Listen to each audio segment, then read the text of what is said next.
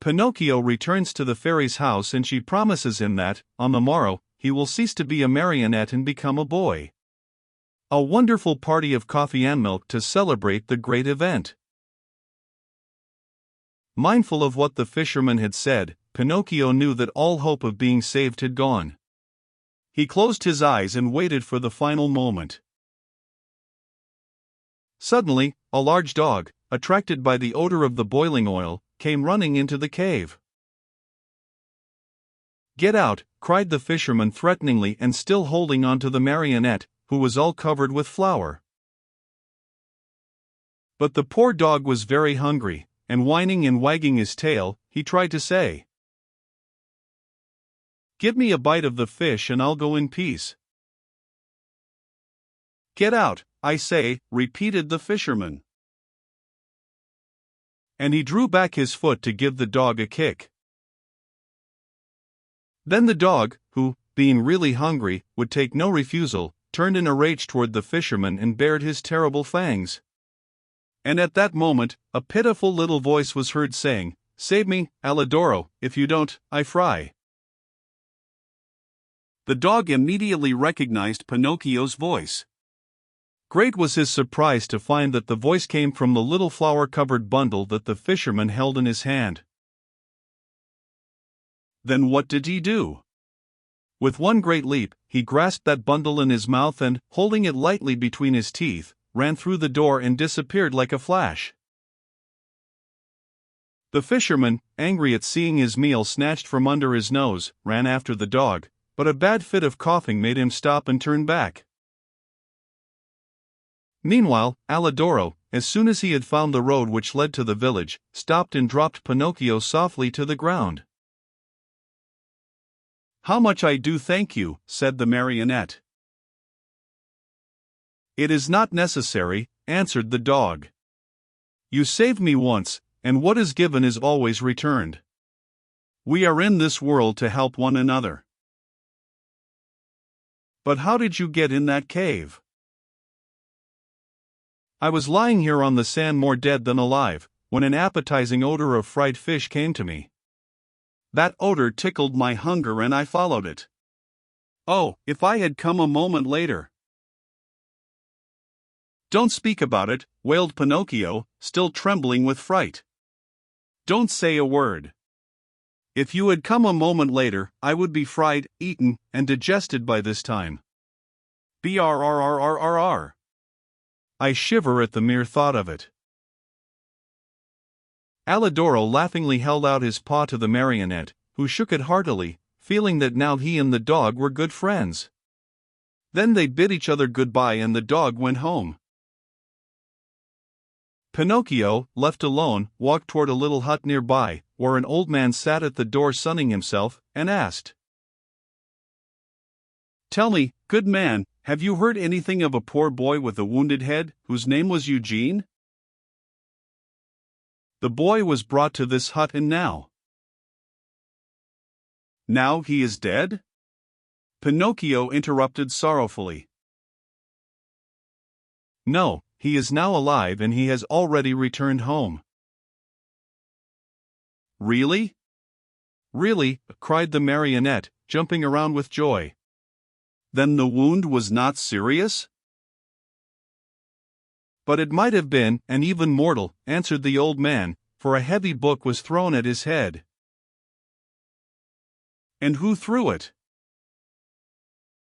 "A schoolmate of his, a certain Pinocchio." "And who is this Pinocchio?" asked the marionette, feigning ignorance. "They say he is a mischief maker, a tramp, a street urchin." "Calumnies. All calumnies. Do you know this Pinocchio?" "By sight," answered the marionette. "And what do you think of him?" asked the old man. "I think he's a very good boy, fond of study, obedient, kind to his father, and to his whole family." As he was telling all these enormous lies about himself, Pinocchio touched his nose and found it twice as long as it should be. Scared out of his wits, he cried out, Don't listen to me, good man. All the wonderful things I have said are not true at all. I know Pinocchio well, and he is indeed a very wicked fellow, lazy and disobedient, who instead of going to school, runs away with his playmates to have a good time." At this speech, his nose returned to its natural size. "Why are you so pale?" the old man asked suddenly. "Let me tell you. Without knowing it, I rubbed myself against a newly painted wall," he lied, ashamed to say that he had been made ready for the frying pan.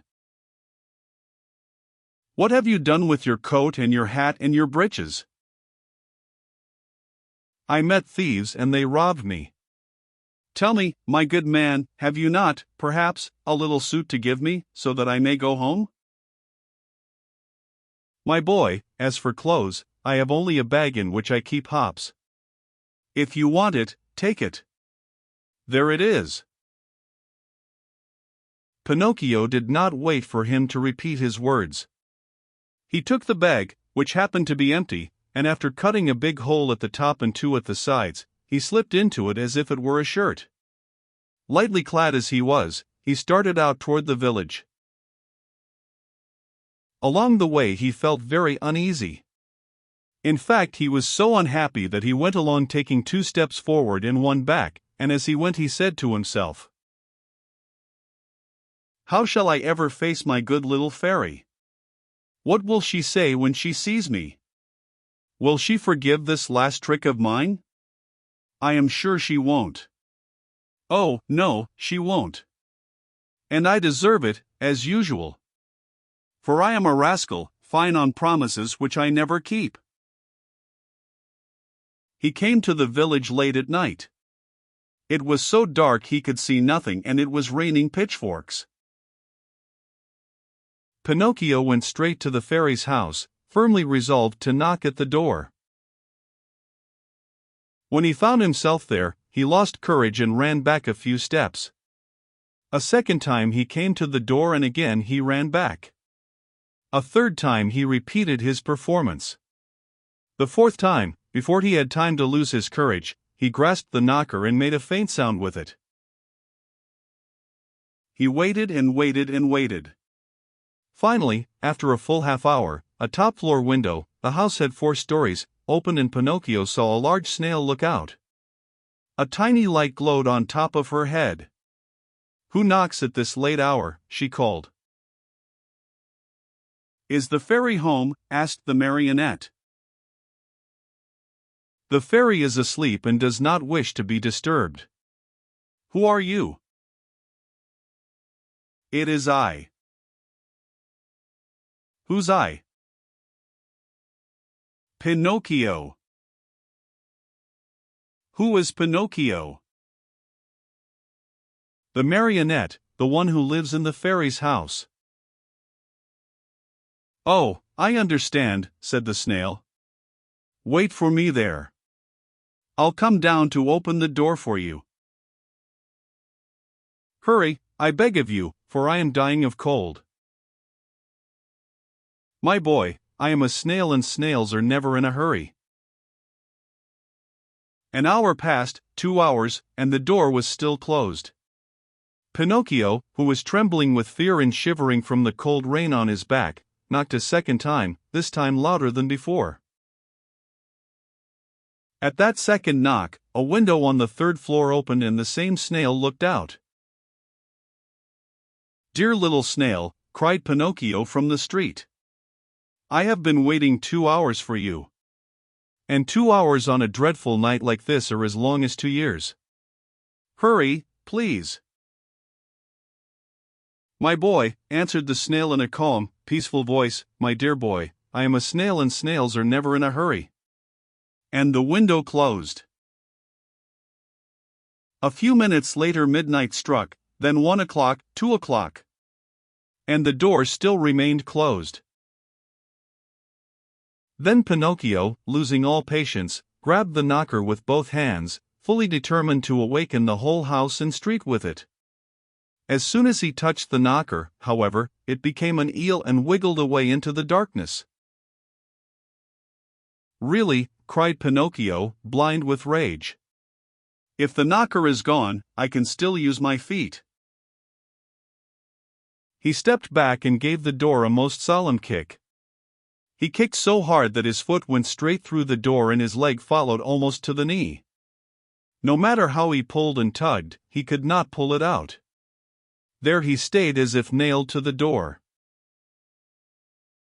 Poor Pinocchio! The rest of the night he had to spend with one foot through the door and the other one in the air. As dawn was breaking, the door finally opened. That brave little animal, the snail, had taken exactly 9 hours to go from the 4th floor to the street. How she must have raced! "What are you doing with your foot through the door?" she asked the marionette, laughing. "It was a misfortune. Won't you try, pretty little snail, to free me from this terrible torture?" "My boy, we need a carpenter here and I have never been one. Ask the fairy to help me." "The fairy is asleep and does not want to be disturbed." "But what do you want me to do, nailed to the door like this?" "Enjoy yourself counting the ants which are passing by." "Bring me something to eat, at least, for I am faint with hunger." "Immediately." In fact, after 3 hours and a half, Pinocchio saw her return with a silver tray on her head. On the tray there was bread, roast chicken, fruit. "Here is the breakfast the fairy sends to you," said the snail. At the sight of all these good things, the marionette felt much better. What was his disgust, however, when on tasting the food, he found the bread to be made of chalk, the chicken of cardboard, and the brilliant fruit of colored alabaster. He wanted to cry, he wanted to give himself up to despair, he wanted to throw away the tray and all that was on it. Instead, either from pain or weakness, he fell to the floor in a dead faint. When he regained his senses, he found himself stretched out on a sofa and the fairy was seated near him. "This time also I forgive you," said the fairy to him. "But be careful not to get into mischief again." Pinocchio promised to study and to behave himself. And he kept his word for the remainder of the year. At the end of it, he passed first in all his examinations, and his report was so good that the fairy said to him happily, "Tomorrow your wish will come true." "And what is it?" "Tomorrow you will cease to be a marionette and will become a real boy." Pinocchio was beside himself with joy. All his friends and schoolmates must be invited to celebrate the great event. The fairy promised to prepare 200 cups of coffee and milk and 400 slices of toast buttered on both sides. The day promised to be a very gay and happy one, but unluckily, in a marionette's life there's always a but which is apt to spoil everything.